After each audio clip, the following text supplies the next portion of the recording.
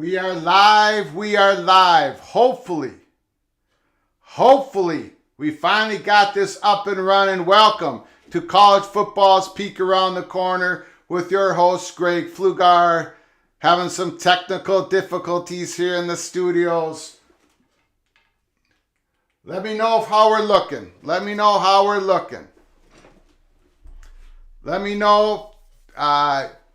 JS, good evening. Good evening, JS. Thank you for coming into the house of college football. We're the house on the corner of college football. Peek around the corner.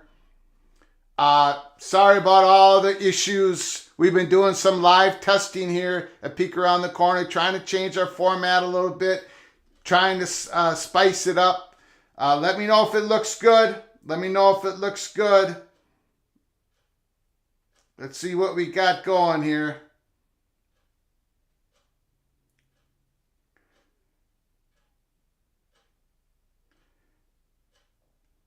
Yeah, we had a stream that lasted 1 minute and 54 seconds. It was all type of buffering going on. But now we're good. Jason Isaac, looks good, sound good. Thank you, sir. Appreciate it. Okay, a lot of things going on in college football. Lots of things going on. Gonzaga. Now, this isn't about football. It's about basketball. But, man, it can relate to football. It can connect. It can have an effect on football. Gonzaga's talking to the Big 12. We know that Gonzaga has been talking, right? We know Gonzaga has been talking to the Pac-12 probably for the last 5 years, but nothing's happened. Gonzaga is a huge, big brand in WCC basketball, men's basketball. They've had some incredible recruiting, some incredible teams. They can't seem to win the national championship, but they have plucked some great top-of-the-line players out of the state of Minnesota. But anyways, we know this new world of consolidation is going on in football. It's going to happen in basketball. We don't know what Gonzaga is going to do. But what if Gonzaga joins the biggest, not the biggest, but the best college basketball conference in the country? What happens? What happens if that happens? Daniel, nice to see you, my brother from another mother. I appreciate you, sir. Thanks for coming into the house, to the corner, the house on the corner of the street of college football. Now, Gonzaga. Don't know what they're going to do, right?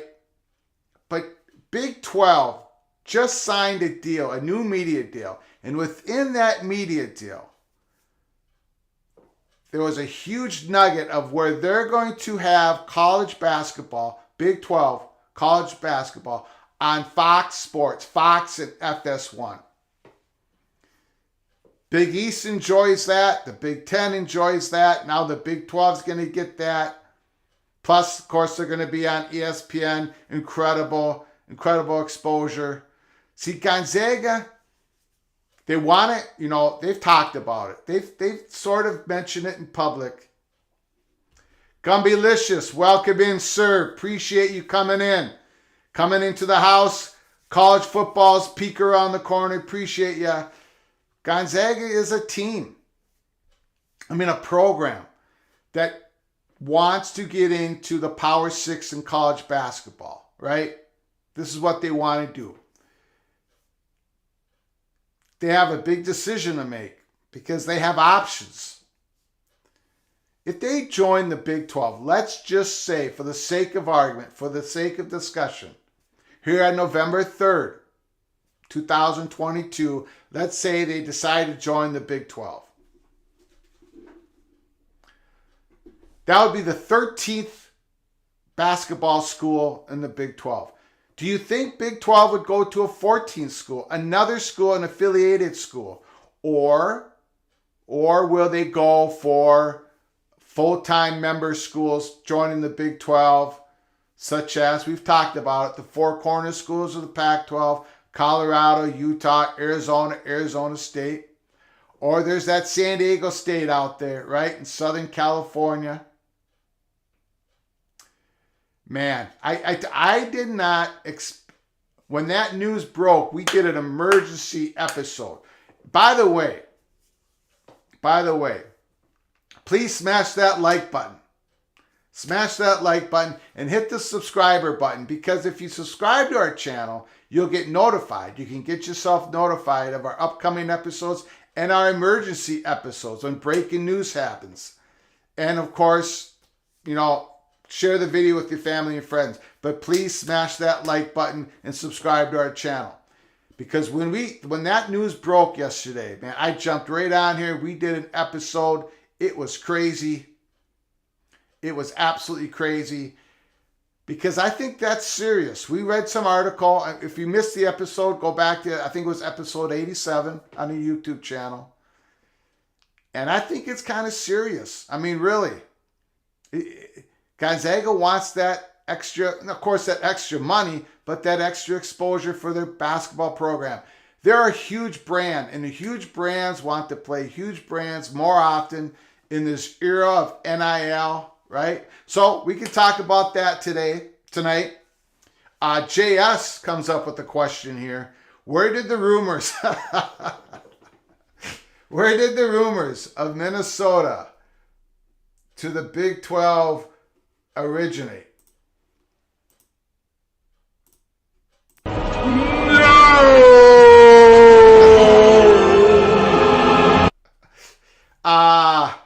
Look,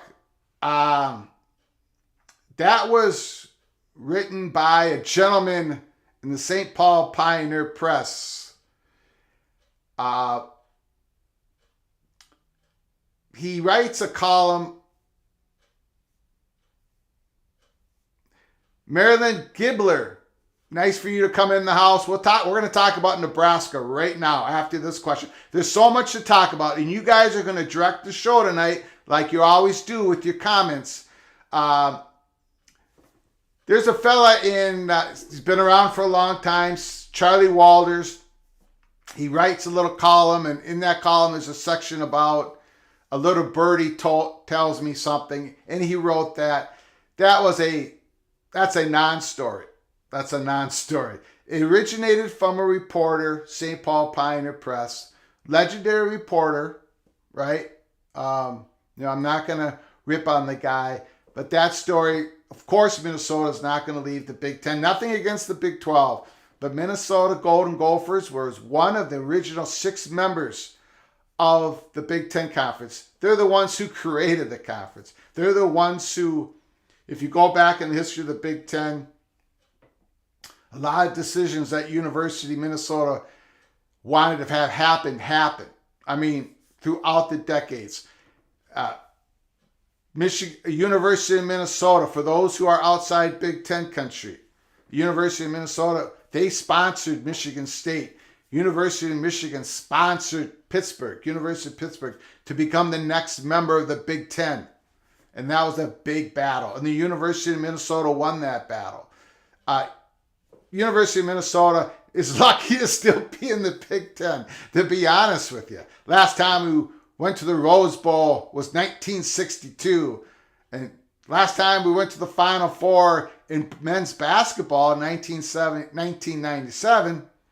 That's been ripped out of the history books because of scandal. So, no, we're not leaving the Big Ten until Daniel and his Indiana Hoosiers and other people kick us out. So, no, that was not a very good story. Maryland talks about Nebraska. Where is your NIL money? May need to stay relevant. Man, today was a bunch of rumors coming out of Lincoln, Nebraska about who's going to be the next head coach. Are they going to hire him in the next 24 to 48 hours?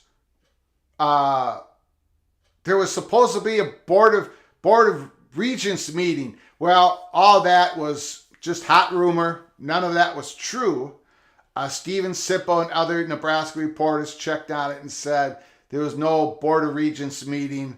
And I'm not even sure, to be honest with you, how I know they have to be updated, but I don't think they're going to have a meeting before and have it come out in the public in a Board of Regents meeting before Trev Alberts gets out in front of the cameras and makes the announcement.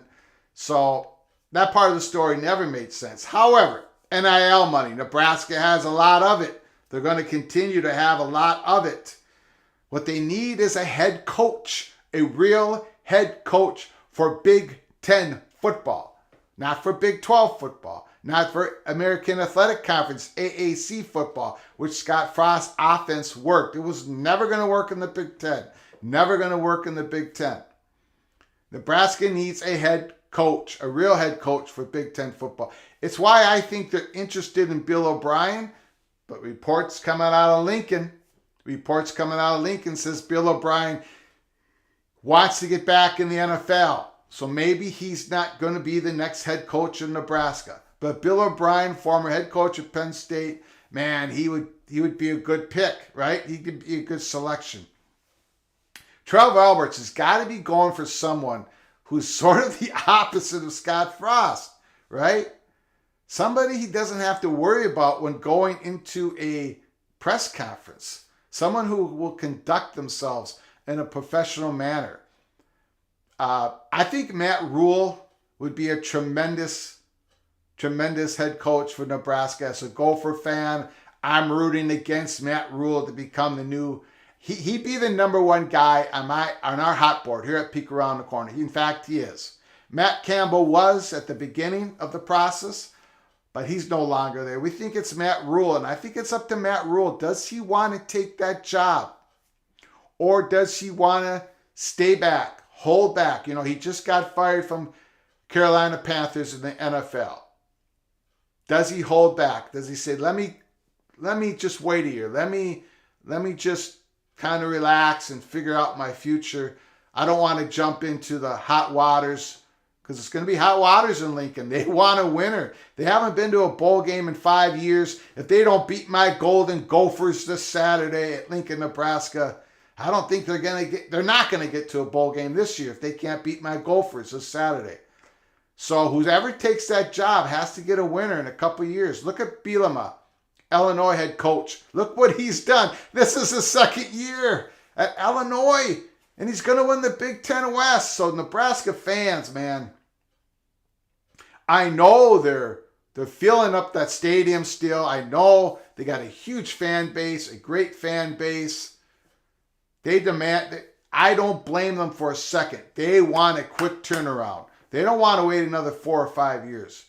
I think Matt Rule would be a great selection. One of the rumors coming out of Lincoln today was supposedly there was some reports coming out of Auburn that Auburn contacted Matt Rule's agent, and they were told Auburn, supposedly in this rumor, none of this has been confirmed by Peek Around the Corner, but supposedly Auburn was told Matt Rule is not interested because he is starting to close in on the job somewhere else. And Auburn, somebody who's spreading this rumor says, and that would be Nebraska. I hope that's not true because Matt Rule is a fantastic college football head coach. He was fantastic at Temple. You could tell he had a vision and he implemented his vision. He implemented his culture at Temple. And then he went down to Baylor, and I'm sorry, but he just blew the doors off any expectations of what Baylor should have been. What should have been.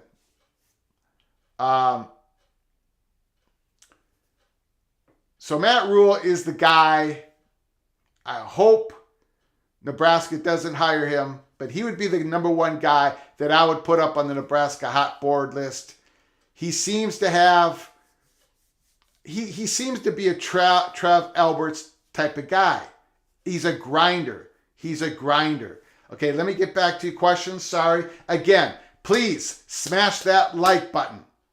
Subscribe to our channel and share this video with your family and friends. There's a couple different ways how to contribute to our channel. One is for Venmo and PayPal. That's on the ticker at the bottom of the screen. The other is to hit that super chat button, that $sign. You put a comment up, we'll get right to it. And even if you're ripping on your humble host, Greg Pflugar, we will talk about your posts. So thank you so much for all the contributions you've given us to keep this show going. It's completely independent. No strings attached. Okay, so I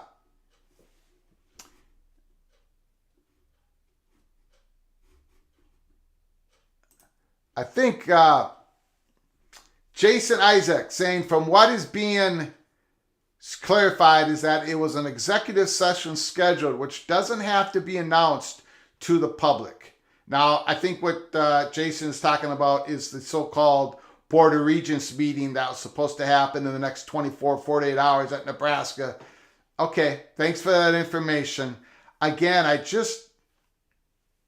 don't think we're going to find out who the next Nebraska head coach is by a Board of Regents meeting.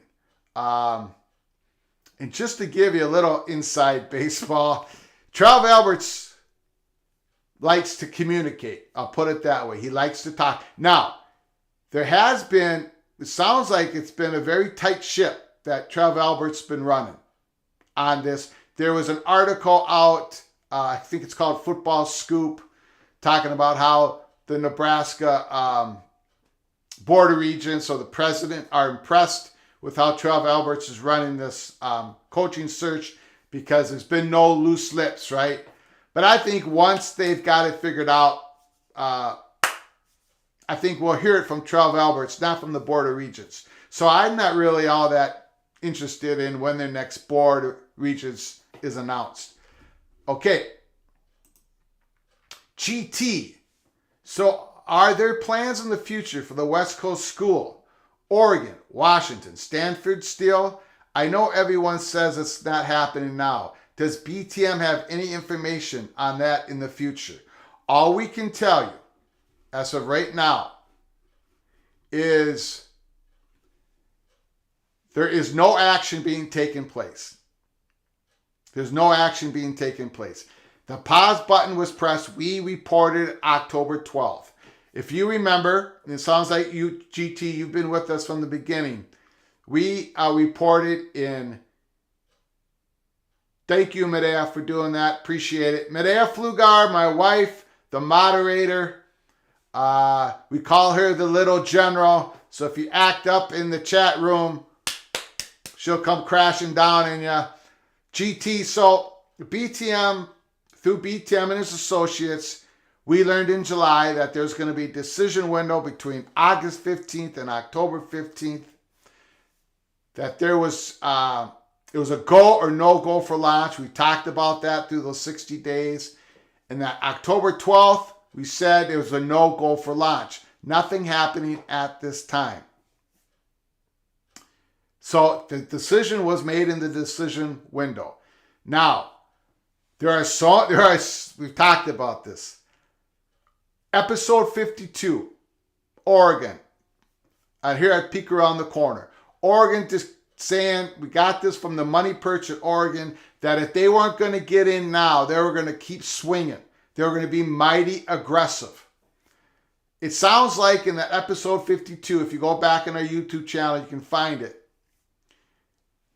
that Oregon had a feeling that they weren't going to get in this time, but they were going to keep being aggressive because there are people with inside the Big Ten, and we've talked about this, and Kevin Warren, who do not want to have a composition of 16 Big Ten schools and only have 2 out on the island, UCLA and USC. You heard what Bill Walton said this week. We had an episode on it. The narrative that's going to be built by those outside the Big Ten in regards to all the issues that the Big Ten's going to have in regards to travel for the student athletes. Man, UCLA hasn't even joined the Big Ten yet. Hasn't even joined the Big Ten yet. And we're starting to hear all this talk about the difficulties of travel for UCLA. Just read the Bill Walton's article or go back in our episode on YouTube at Peek Around the Corner and you can hear it. It's going to be a problem. Big Ten's burden to bear. We had an episode on that. just a couple days ago. So it's going to come back up. To answer your question, GT, it's going to come back up. And we all have to pay attention to what the Pac-12 is going to do with their media deal. Okay, so they're going to get $30 million a school per year, $32 million, $34 million. What I'm interested in, and I think we kind of know that whatever deal they get isn't going to measure up to what the Big 12 got in terms of exposure, right? But the real part of it, I think we all got to be looking at, GT, is that grant of rights. And the grant of rights that Oregon and Washington are going to sign in the Pac-12. How much teeth is it going to have? How much power is it going to have? Is it going to really keep Oregon and Washington from leaving the Pac-12 in 2025, 2026, if there's an opportunity for the Big Ten to expand? We all talk about how, and we've talked about it, peek around the corner, and national reporters have talked about it. The Big Ten is not done expanding. Kevin Warren has said this out in the open. And at some point, they're going to end their expansion in our generation of time here in the Southeast, in the East. They're going back in the East. So you got to ask yourself something. Is the Big Ten really going to be an 18-team conference, a 20-team conference with only USC and UCLA out in California and the rest of them, only those two on an island? It's going to be difficult enough in a 16-team conference. So, like I say, if you're Washington and Oregon, especially those two, they're not going to quit swinging for the fences. They're going to keep the communications open with the Big Ten. And that is why I think that most important element of that new Pac-12 deal, whenever it happens, is that grant of rights. And when that deal comes out, that's what I'm going to be hunting for. What does it say? Now, usually the grant of rights doesn't come out in public. That's another problem. Usually the grant of rights, when it's written up, right? The grant of rights is when individual schools give their media rights over to the conference, for the conference to own them as they deal with the media companies for better leverage, to try to get a little bit more money from the media companies. Usually that grant of rights is not out in the open, not in public, and it's basically a 1 or 2 page document, and it's very loosely written to the point where contract lawyers have said it's hard to break because it's so loosely written. So keep all that in mind. We may not know right away what that grant of rights says in that new Pac-12 conference media rights, but we'll find out. We'll find out. It'll leak. Presidents will talk. Athletic directors will talk. Thanks for the great question, GT. Tough Tony. Tough Tony. We call him Tough Tony. Welcome back. Welcome back, sir. He asked tough questions. $5 bits of broken chair trophy has raised over $100,000 this year. Way to go, Gopher and Husker fans. Absolutely. Absolutely.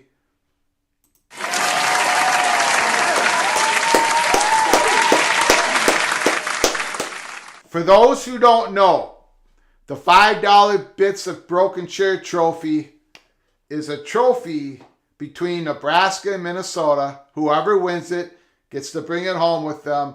I say this with affection. It's an ugly trophy. It's a chair that's broken in bits. For $5 bits of broken chair trophy. And it has a lot of people donate to it. It goes to a good cause. I believe it's children cancer or something like that, Tony. Let me know if I got that wrong. It was a trophy that was just sort of came out of nowhere, right? It was the people. I don't remember who exactly started. It might have been someone on Twitter. It was organic, though. It wasn't produced by either of the universities. It wasn't produced by anybody, any administration or anybody in the athletic department. It was produced by the fans of Nebraska and Minnesota, and it's a great cause. Thank you, Tony, for bringing that up.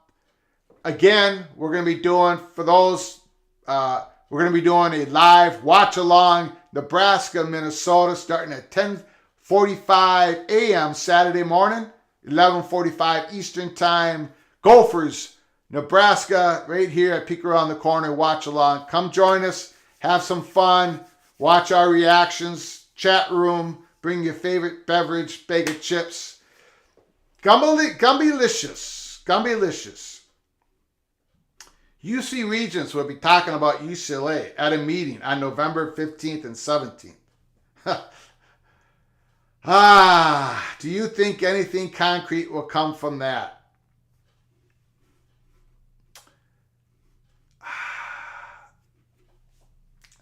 Gumby, you got me. I don't know. I tweeted this out earlier today at Flug Empire. University of California Regents will be talking about UCLA at a meeting November 15th and 17th. It sounds like,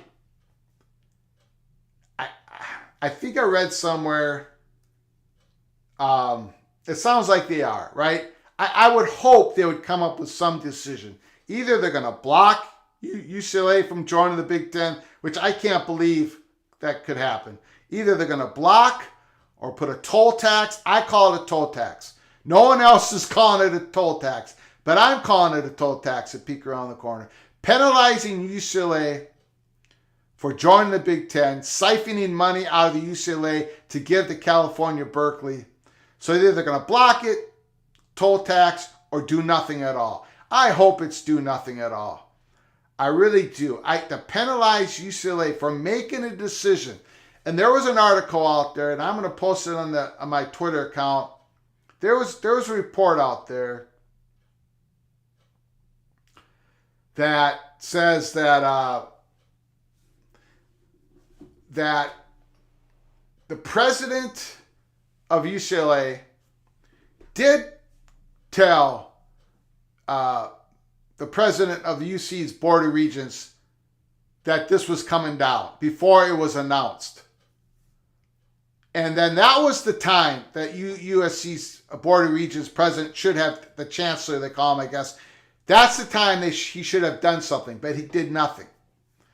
I just find that in fact, when this first started getting reported, I said at Peek Around the Corner, we're not even going to cover this thing. Because this thing, come on, UCLA, I know they share the same Board of Regents. They say they share the same university.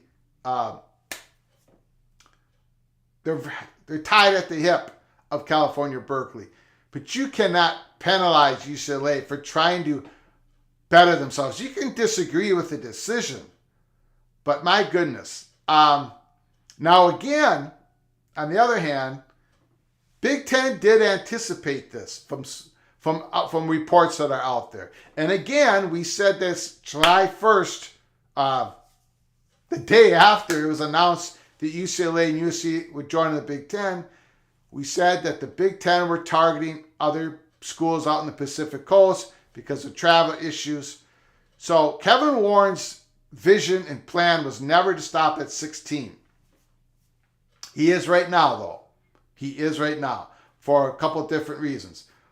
So, what concrete?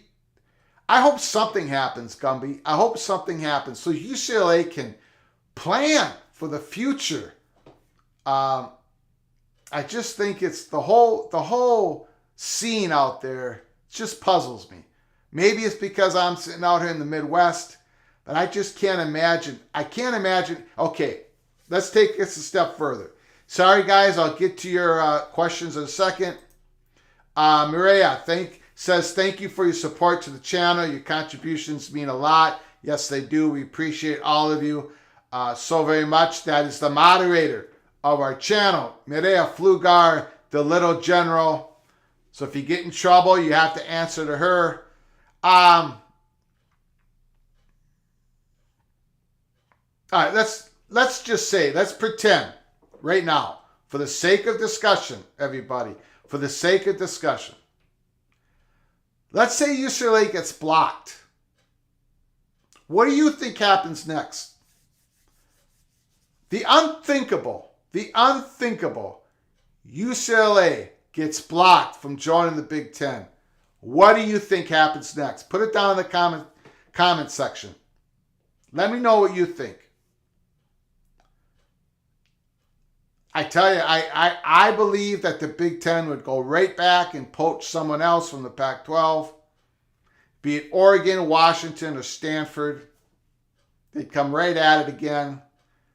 But let me know what you think, okay? I would love to hear what you guys think about that. Kay Nuren, thank you for joining us here at Peek Around the Corner. Appreciate you coming into the house. Anything that makes the Big 12 better, do it. The Zags make basketball better. Kay is absolutely right. I agree with Kay. I absolutely agree with Kay. And you know, again, we've talked about this at Peek Around the Corner. Sometimes you have to believe what you're being told. I know that's very difficult in this day and age, but some of these leaders talk, they're telling you the truth. Brett Yormark has been saying that we're going to be mighty aggressive. We're going to try to get a national conference from all the way from the East Coast to the West Coast. And they want to give their media partners, Fox and ESPN, which is going to give Big 12 incredible exposure once again. They're going to have that exposure advantage over the Pac-12 no matter what deal Pac-12 signs. Even if they sign it tomorrow with ESPN and Amazon, Big 12 will have the exposure advantage. Yormark is trying to give Fox and ESPN the potential flexibility of getting that fourth time window open. Okay? For TV, that TV slot. It's not just about football, although football drives the bus. It's about basketball as well. Of course it is. So getting Gonzaga does that. Now Gonzaga, a school, private school up in the state of Washington, it's far away from everybody else. Now I don't have the miles, but I think it's far away from BYU, right? I mean, it's quite a distance. Not real far away, and I guess you could consider Gonzaga being BYU's travel partner. I think you could say that. Kind of loosely you could say that. But yeah, Big 12 has, Kay is right, Big 12 has an unbelievable basketball conference, and it's only going to get better. You're bringing in Houston, BYU, right? Cincinnati, UCF, not so much. BYU struggles at times, but they got a huge following. But you're bringing in Houston, Sampson, and they got a great basketball program. Of course, we all know about Cincinnati. So now they're going to bring in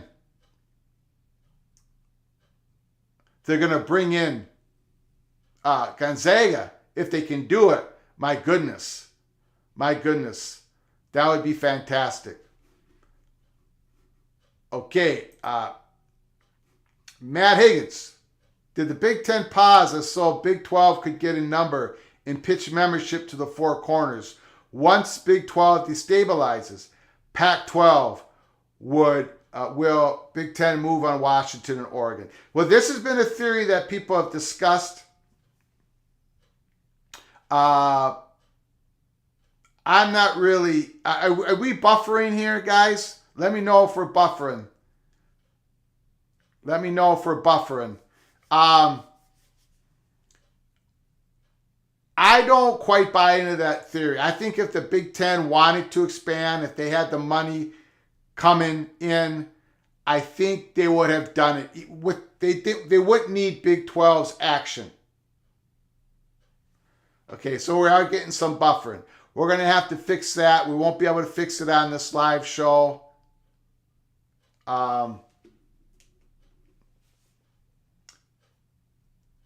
Sorry about that, guys. Still got some work to do on these live shows.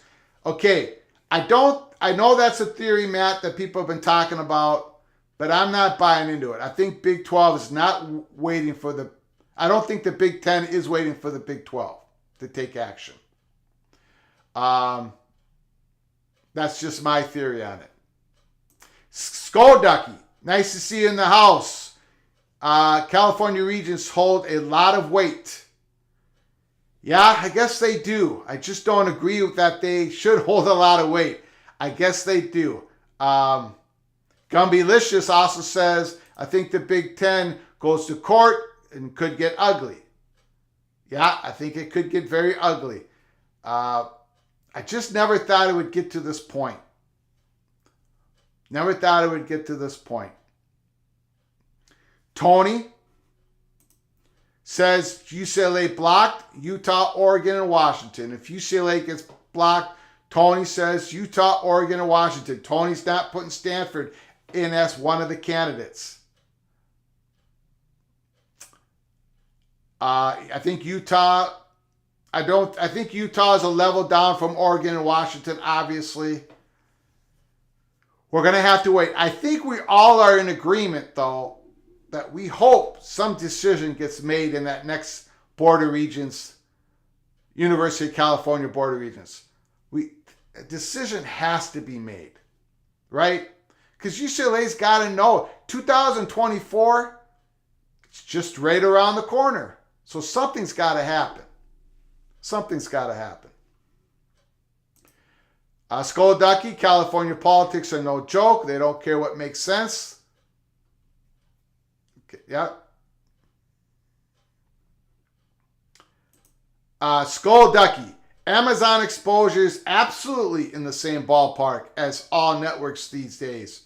151 million subscribers as of 2021. Skull Ducky, I love you, and I think it will get there, but I don't think Amazon's exposure is as good as the networks as of right now. They're on the come, right? It's going to happen, I think, but not right now. Amazon, you still when you're watching the games, when the games are on the network channel, ESPN, Fox, you can easily flip those games around, right? NBC, but when you're on Amazon, when you're on NBC, it's hard to flip to Amazon and then back to a network channel. That's a problem. There's also a lag time in the Amazon streaming. Look, Amazon's going to get there, but I don't think it's going to give the Pac-12 as good of its exposure as the Fox and ESPN for right now, for the next 5 or 6 years. But we'll see, years down the line. I know you agree with me, Skull Ducky. I love you. A lot of people do disagree with me. But if you listen to people in that field, they say that Amazon isn't quite there yet. Of course, they have a bunch of subscribers. No doubt about it. Amazon's got a lot of money, right? Only second to Apple TV. Or Apple, I should say.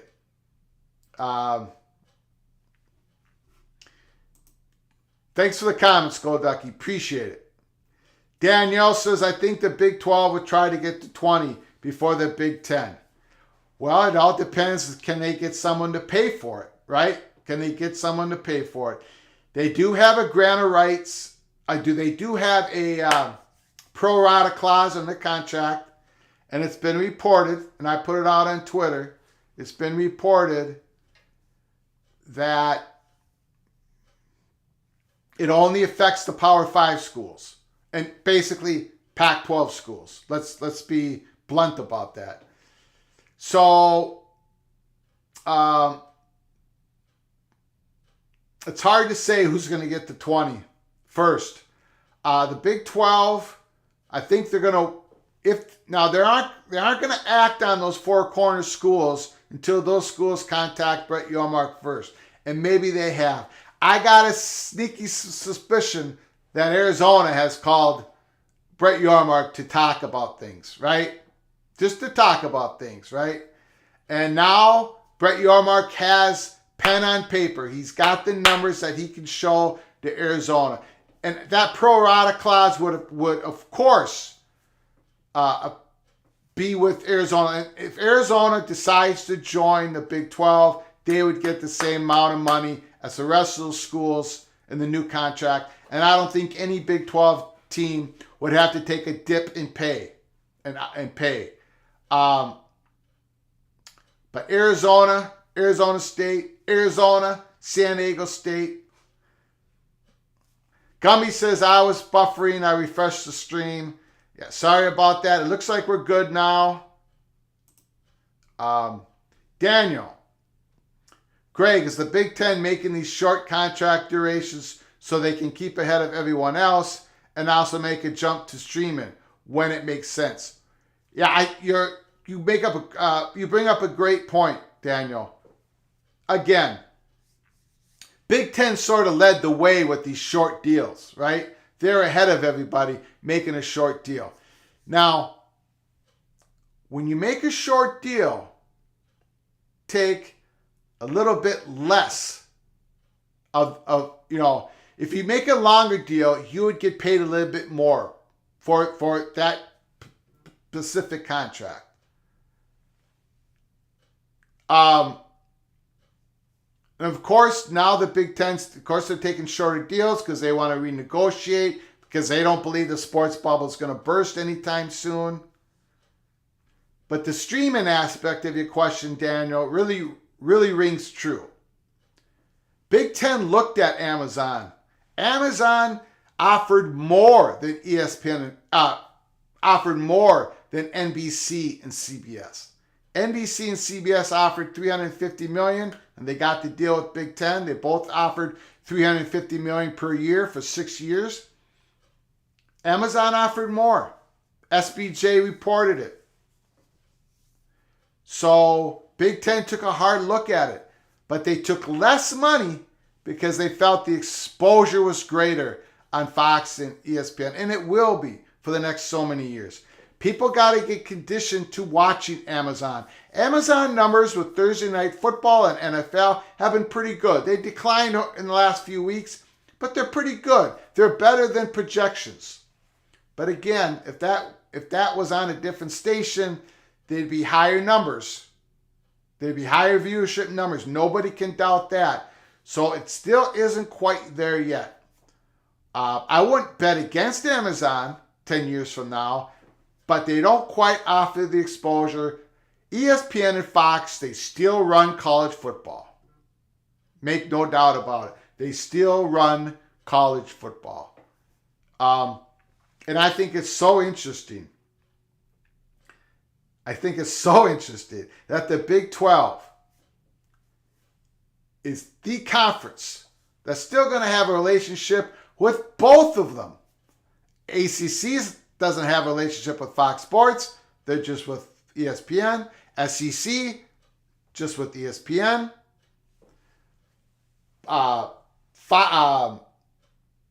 Big Ten, they're going to be with Fox, NBC, CBS, NBC Peacock, but they're not going to be with ESPN. So right now, going forward, Big 12 is the only conference that's going to have a relationship with both of them. And I don't think the Pac-12 is going to have a relationship with Fox Sports. We'll see. I think we're going to find out soon, right? We'll see what happens. Thank you so much, Danielle. Thank you so much for your contributions, your generosity. You've been a friend of mine for years. I appreciate you, sir. Your help keeping the lights on here at Peek Around the Corner. You're giving me a woot. Appreciate you, sir.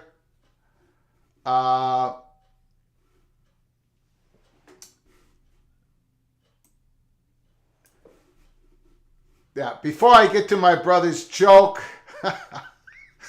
let's get to some more comments here. Daniel says, no, absolutely no buffering on my end. I think it's straightened itself out. I've been listening nonstop while driving. I'm glad that we give you the college football content that you need, Mr. Hoosier, when you're driving. Tony, Stanford does not support football. You're absolutely right, Tony. And it's heartbreaking. Us old college football fans, we remember the fans being in the stands at Stanford. We remember that. Jim Plunkett. Now, that's way, 1968 or 1970. Jim Plunkett, number 1 draft pick, quarterback out of Stanford.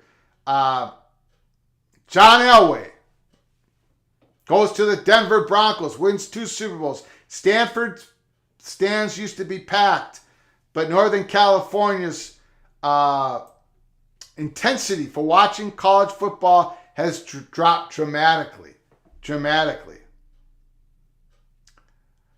Okay.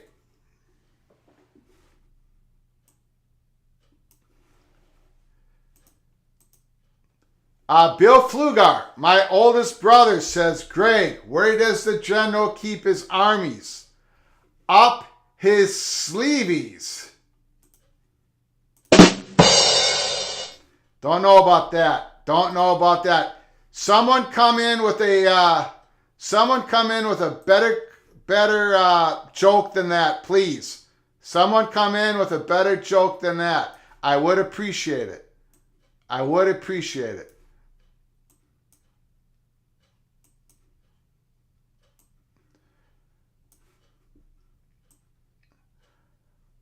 Okay, Matthew Carlson, thank you so much. Appreciate Super Chat $4.99. Daniel comes in with a 20. Appreciate you guys' generosity. You're all helping keep the lights on here at the College football speaker on the corner. Thank you so very much, Matthew. Appreciate it, guys. Thanks for your generosity. And for those who are here, new to the channel, subscribe to our channel. You'll get notified of these live shows, emergency episodes that come on through. We just had one yesterday about Big 12 speaking to Gonzaga. A lot of drama in the scene, behind the scenes of college football. We have our own intel, so please subscribe to our channel. If you want to contribute to our channel, you got what Daniel and Matthew are doing. Hit that super chat button, super stickers. Thank you so very much. Appreciate you all. Daniel, I just don't think every team that joins can be a heavyweight. Someone needs to smile after a loss and cash the checks. It sounds like Daniel is talking about our beloved Minnesota Golden Gophers. Oh, boy. Oh. Yes, my Golden Gophers. They haven't been to the Rose Bowl since 1962. Yes, not everybody can be a heavyweight, a blue blood, helmet school. That's impossible. Someone's got to take the losses. But hopefully while they're taking the losses, they provide some value to the athletic departments throughout the Big Ten.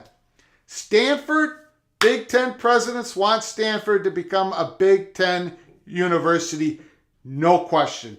Daniel, you and I have talked about it over the years. Absolutely. But when USC called the Big Ten, and we let you all know that on March 31st, Fox Sports took over that operation.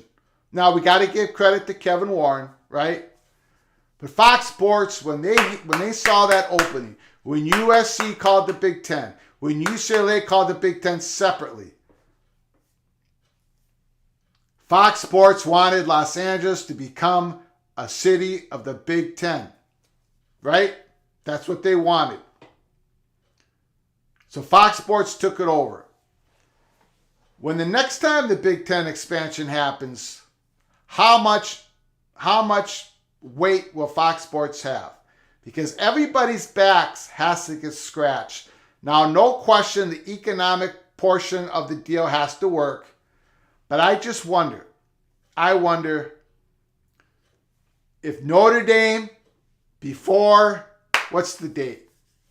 According to the ACC bylaws, for Notre Dame, I think it happens before August 1st, 2023, for them to join like the Big Ten Conference in football, let's say, just for the sake of argument. Let's say Notre Dame says, that's it, we can't do this independent stuff anymore. Times are changing too much. These conferences are becoming too powerful. We got to join a conference. We're not going to join the SEC. ACC's money not good enough. We're joining the Big Ten. I think that's Stanford's pathway to the Big Ten. I think Notre Dame would grease the skids of Stanford to get them in. Just my opinion. But we know that Stanford is highly wanted by the Big Ten presence. So, but man, their football stadium is empty. They do have some great Olympic non-revenue sports teams at Stanford. They get a lot of support. But their football, they just don't. Northern California, University of Berkeley, California, Stanford, they just don't supply the support needed. Would they buy the Big Ten network? Would they be good consumers? Would they buy that network? Because that's what Fox Sports is interested in. They want their network to be bought by consumers. They want people to buy it through a streaming service or through their cable network, but they want people to get the Big Ten network because Fox Sports owns 61% of the Big Ten network. It's free money. It's easy money, right? So that's why Tony brings up Utah, for example, Oregon and Washington. If the Big Ten ever expands again, and they better, and I think they will eventually, back out to the Pacific Coast, it's going to be, Oregon, Washington, those states, those fan bases are going to buy up the Big Ten network. They're going to be very valuable for the Big Ten. I think Utah is a very good sneaky candidate years down the line. Big Ten hitting the pause button on expansion, it's probably very good news for Utah right now. They probably need a few more years. Again, I agree with Tony. Academically, Stanford is second to none. If football drives the bus in athletics, Stanford, California, Colorado bring very little. Absolutely. We got a big game. Big games. LSU, Alabama. And now I know my mother, 89-year-old Maxine Catherine Flugar, is going to be rooting for her Alabama Crimson Tide. Don't ask me why this native of Minnesota for 89 years is cheering Alabama on. And she has for her whole life. I don't understand it. But Alabama, LSU, I'm starting to be a believer that LSU can get it done. I think they can get it done. I would definitely take the points. I think it's plus 13.5. I would take LSU. I was down on them at the start of the season. I thought Jaden Daniels would get injured. And he did get injured. Well, he got hurt. Maybe he didn't get injured. He got nicked up. The quarterback of LSU. But now they got a running game going. Booty, their receiver, starting to come on. They got some other receivers that are coming on. Their offense is getting better. They started five starters on the offensive line. 5 new starters on the offensive line. And now LSU is finally getting it going. And I'm not sold. Gumbylicious says Tennessee over Georgia. Or is better than Georgia. Yeah, over Georgia. Yeah. I had an episode about that. That's why I'm talking about Alabama. We'll get to that game in a second here. But LSU's coming on. And I'm sorry, but besides Jamar Gibbs, the running back, Alabama, having a great season. Bryce Young, 18 touchdowns, 3 interceptions, 66% completion, I believe, about 150 on the rate. Not having a Heisman year like he did last year. doesn't have the weapons, right? And I think, I if you watched our live show Tuesday night, I went ballistic. I went absolutely ballistic that Alabama was the seventh rated team in the college football playoff rankings. I'm sorry, TCU was number 7. Alabama was number 6. TCU should have been ahead of Alabama. So I think LSU might trip them up. Brian Kelly's got that team going. I'm looking for a surprise here at Death Valley and LSU. I really am. Danielle says, I like the changes. I think you mean changes to our live broadcast. Yes, we've been working on it. More changes are coming, Danielle. Everybody that's in the chat room, we're going to set up a phone line so you can call in comments and phone calls, both of them. We're going to be very active, very active. We're going to have some trivia, right? We're going to do some college football trivia. First person to answer it correctly in the comment screen. Going to have prizes, right? So this show, what happened is this channel grew way faster than projections. Way faster than projections. So we weren't ready for all this. So we thank you all so very much. Yep, the changes are good. Took us a while. Again, as your host, I apologize for all the live testing we've done in the last week. But, your host is not the brightest bulb in the refrigerator. As you all know, unfortunately. So we had to test these things out, right? We got it working. A little buffering issues, but we got it working. Daniel, why was the chicken wearing a mask? Never mind. I'll keep it PG. We'll give you one of those anyways. Daniel, the Hoosiers too, probably getting back to taking a loss, keeping a smile on your face. Gumbylicious, Tennessee over Georgia. Tennessee, I think it's +8. I think it's dropped to +7.5, getting 7.5 points. We had an episode on it this week. I think Tennessee's going to beat Georgia. Maybe I'm too much of a sucker and a naive on this, but I think Tennessee can do it. Georgia Bulldogs, good quarterback, got their running game going, great tight ends. Defense was special last year. Their defense is not special this year. They're good. Of course they're good. But they're not special this year. Georgia is last in the SEC in sacks. Nolan Smith leads the Bulldogs in sacks with 3, and he's not playing. And if you give Hendon Hooker time. Now, Hendon Hooker has been sacked 12 times this year. Tennessee offense, passing offense, they get like one or two touchdowns a game because the other team's secondary is scattered, broken plays. Because Tennessee's offense, their passing trees, their passing routes, their pre-snap movement, they confuse teams. If you give Hendon Hooker time, he's going to pick you apart. And it's going to be touchdown after touchdown after touchdown. He's going to rip you. It's going to be all this all day long. Touchdown!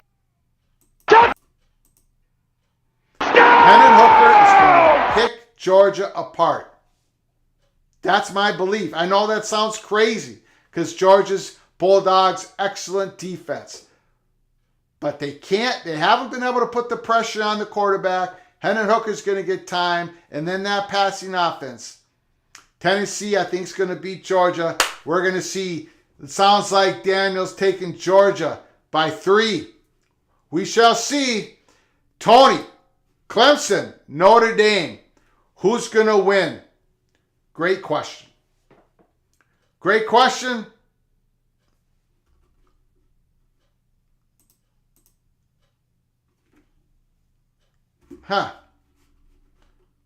Hold on one second here.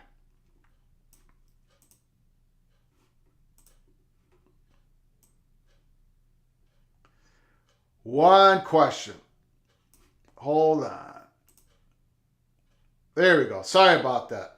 No, I'm still getting something wrong here.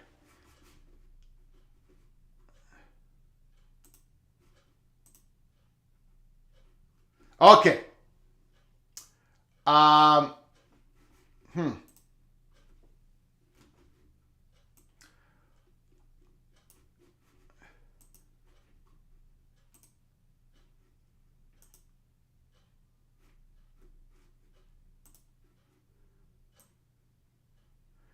Very interesting.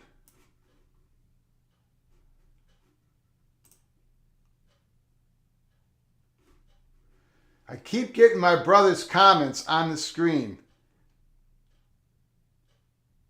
even though his comment has been deleted and cleared. All right, so we still got a technical difficulties here at Peek Around the Corner. I apologize for that. Can't get his comment off the screen. That's what happens, older brothers. They come in and they disrupt your show. Okay, who's going to win? Clemson or Notre Dame? Well, it's going to be rainy. It's going to be wet. Okay? It's going to be bad weather. Very bad weather. Notre Dame can't pass a lick. Well, I shouldn't say that. Drew Pine, the quarterback, Notre Dame. He reminds me of Tanner Morgan. Doesn't quite have the physical abilities to make plays. When a play breaks down, he can't quite make the play. Notre Dame doesn't have the receiver room. They're very weak in the receiver room. So they have a lot of issues. When it's rainy and wet, it's only going to get worse for them. And if you can't pass, if you can't do anything in the passing offense, if you can't do anything, Clemson's going to shut you down.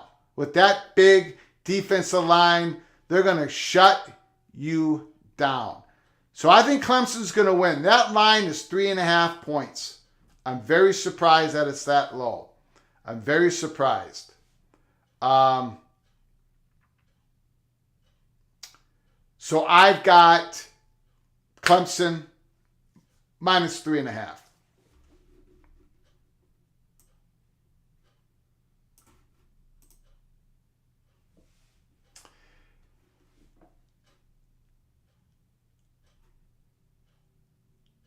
Gummylicious. Daniel's got Clemson. Gummylicious. Alabama, better than TCU. Sorry, Dykes team don't play defense. That is quite true. I mean, maybe Alabama is better than TCU. Okay? Maybe if they played at a neutral field, Alabama would beat TCU. I would take Alabama. Most people would.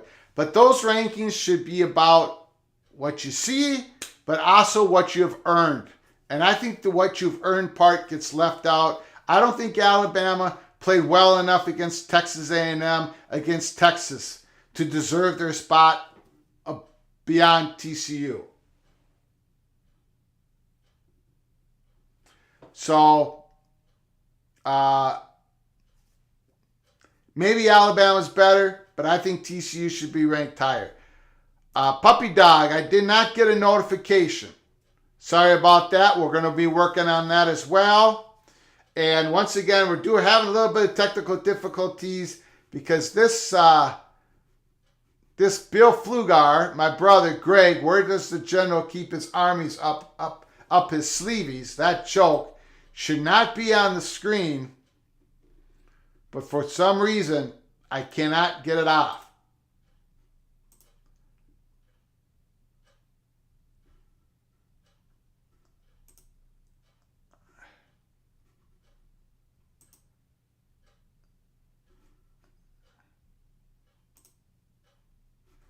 So that's not working. Don't know what the cause of it is. But we'll figure it out on the next live show at Peek Around the Corner. We're going to close it up for this evening. Appreciate you all. Thank you, Danielle and Matthew, for your great generosity. Thank you all for smashing that like button, subscribing to our channel. Again, if you haven't subscribed to our channel, please do so and share this video with your family and friends. Until next time, From all of us at Peek Around the Corner, to all of you, please, you all take care of each other. Thank you so very much.